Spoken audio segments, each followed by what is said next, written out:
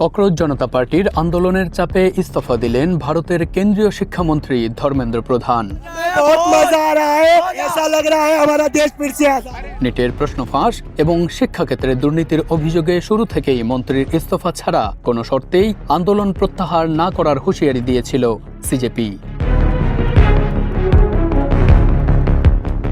অবশেষে সকল জল্পনা কল্পনার অবসান ঘটিয়ে শনিবার নিজের এক্স হ্যান্ডেলে এক পোস্টে এই পদত্যাগের ঘোষণা দেন ধর্মেন্দ্র প্রধান। জানা গেছে, ভারতের প্রধানমন্ত্রী নরেন্দ্র মোদীর কাছে নিজের পদত্যাগপত্র পাঠিয়েছেন শিক্ষামন্ত্রী ধর্মেন্দ্র প্রধান। ককরোচ জনতা পার্টি ও কেন্দ্রীয় সরকারের মধ্যে তৃতীয় দফা বৈঠকের কয়েক ঘন্টা আগেই এ তথ্য নিশ্চিত হয়েছে। প্রায় এক মাস সময় ধরে দিল্লির যন্তর মন্তরে অবস্থানরত বিক্ষোভকারীদের অন্যতম প্রধান দাবি ছিল ধর্মেন্দ্র প্রধানের পদত্যাগ। দেশের বর্তমান ব্যাংকিং পরিস্থিতি নিয়ে দুশ্চিন্তায় আছেন? প্রতিটি বিনিয়োগ এখানে পরিকল্পিত, বাস্তব এবং নিরাপদ। কল করুন বা হোয়াটসঅ্যাপ করুন স্ক্রিনে দেয়া নম্বরে। শনিবার সকালে সিজেপি স্পষ্ট জানিয়ে দেয়, সরকার ধর্মেন্দ্র প্রধানকে অপসারণে রাজি না হলে আলোচনায় বসার কোনো সুযোগ নেই।